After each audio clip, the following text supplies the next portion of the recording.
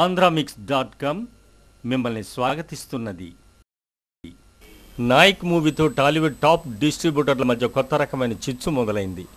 భారీ సినిమాలు రిలీజ్ అయినప్పుడల్లా తప్పని థియేటర్ల కొరత ఈ సంక్రాంతికి కూడా నెలకొనడం అభిమానుల కంటే పంపిణీదారులనే ఎక్కువగా కలవరపెడుతోంది.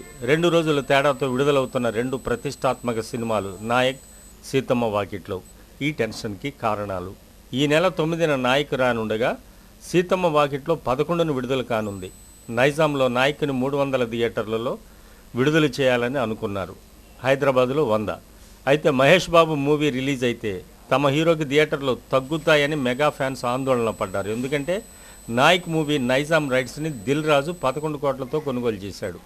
ఈ ప్రొడ్యూసర్ సొంత సినిమా సీతమ్మ వాకిట్లో 2 రోజుల తర్వాతనే విడుదలవుతూ ఉండటంతో నాయక్కు థియేటర్లు తగ్గుతాయన్నది మెగా ఫ్యాన్స్ భయం. ఈ ఆందోళన తగ్గించడం కోసం అల్లు అరవింద్ రంగంలోకి దిగి నాయక్ నైజాం రైట్స్ను సొంతం చేసుకున్నట్టు తెలుస్తుంది. కానీ ఈ ఉపశమనం తాత్కాలికమేనన్నది ఇంకో వెర్షన్. 11న రిలీజ్ అయ్యే సీతమ్మ వాకిట్లో హీరో వెంకటేష్ తరపున సురేష్ డిస్ట్రిబ్యూషన్ సంస్థ కూడా ఇతోధికంగా థియేటర్లను ఇచ్చుకునే వీలుంది.